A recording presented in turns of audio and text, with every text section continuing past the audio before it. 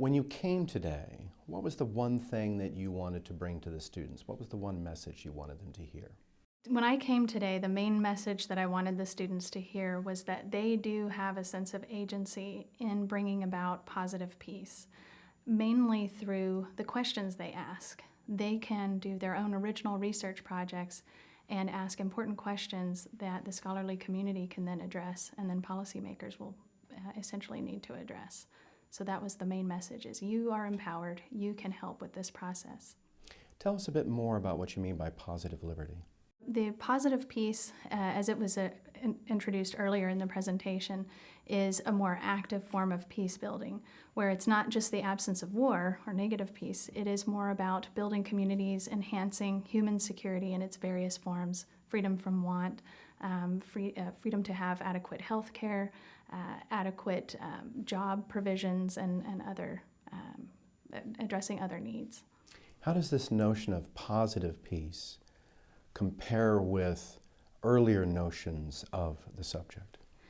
I think earlier notions of the subject are somewhat dichotomous. There's either peace or there's war, whereas this more contemporary notion is something more active, where we attempt to take the opportunity to build rather than just appreciate the fact that we're not involved in fighting.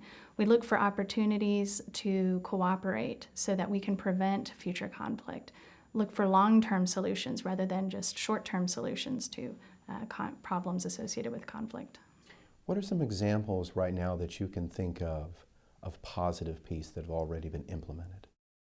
I would say that examples of positive peace would be the truth commissions that they have in some post-conflict societies. It presents the opportunity for those who were victimized and those who were deemed perpetrators to share their grievances and their perspectives, to also have their voices heard. And this is a process that allows them to share those grievances, feel that they're actually being heard, and that something might potentially be done about it. And so I'd say that would be one example of positive peace, a more direct one.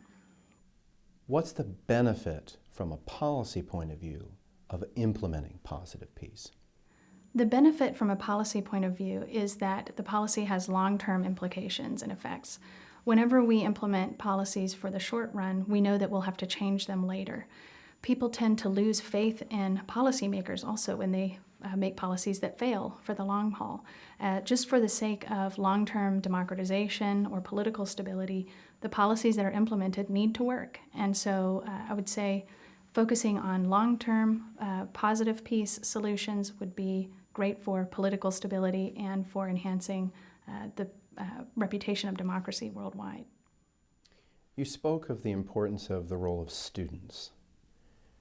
Talk a bit more about what students can do to empower themselves. Well, students are somewhat already empowered and just simply don't recognize it. What they have is the ability to see things from a very fresh lens. They're not yet in the box. Once you're trained, you tend to think about things a certain way because you're trained and tested to make sure you understand that this is the way you need to think about them. Students are not quite there yet.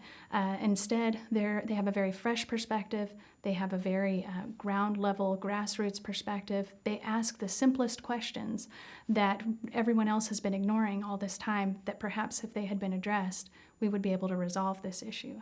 And so I would say students simply need to recognize their value, the asset that they are to the existing scholarly and policymaking community, simply by having a fresh perspective and simply by caring enough to ask the questions.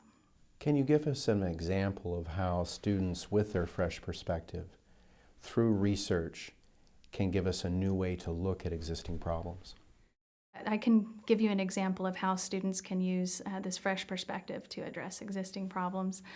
Mainly, there was an example that I provided in the presentation related to a research project. I was working with an undergraduate student examining the case of the Democratic Republic of Congo, and by working with this student, began to focus more and more on how this conflict was affecting the civilian population, and also how long-term solutions for resolving this conflict should also incorporate how it will affect the civilian population. So rather than simply focusing on how to get parties to stop fighting, we also need to focus on how we can get the civilian population to be involved in this process and how the international community can recognize why they need to be involved. One of the concepts that came up during the panel was this notion of human security. Talk to us a bit about how students with that perspective can look for new ways to implement human security in ways that are going to benefit situations. Well, I think as far as with students having this perspective focusing on human security rather than traditional security, this allows them to think about how complex conflict is and exactly what the motives are and causes are. Human security entails a number of areas, as we mentioned, economic security, health security, etc. Many civil conflicts are initiated because there is a lack of security or a lack of opportunity or a lack of agency or efficacy in improving one's livelihood. And so students taking more of an approach focused on human security as opposed to traditional security will be more inclined to address all of these factors instead of simply focusing on more traditional factors such as relative capabilities and arms or asymmetry and power or ideology. So I would say that would be how they would. How does a focus on human security actually enhance traditional security?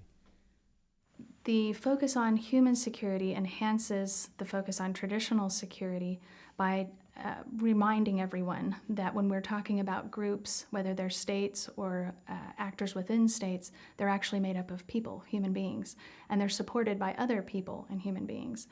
No armed group can act on its own. It's either supported, housed, clothed, fed, or legitimized by some other individuals within society. When we understand and recognize that, then we can focus more on how to bring these parties either to the negotiating table or in conflict by looking at their support base and why it is that support base is providing them with that support. Excellent, thank you. Let me ask you one more question. What have you walked away with from this morning, from this process? What are you going to take away? What I'm going to take away from this morning's presentation is the fact that a lot of us seem to be on the same page. As far as human security and its importance is concerned, or the emphasis on human security is concerned. I also am reminded that we have a lot of work to do as far as building positive peace and not just preventing conflict. Coming to this presentation made me also think and recognize how much the students have contributed to my understanding of human security. I actually hadn't quite put it together that way until I came here today. I knew they had expanded my perception of it when I was working on the research project, but never really articulated it or organized that as a way of thinking until I had to come here and talk about it. So it's all about me, I guess. Well, I'm glad we were able to help you out. Great. Well, thank you very much for participating this morning, and thank you very much for giving us a little bit more input. Okay, thank you.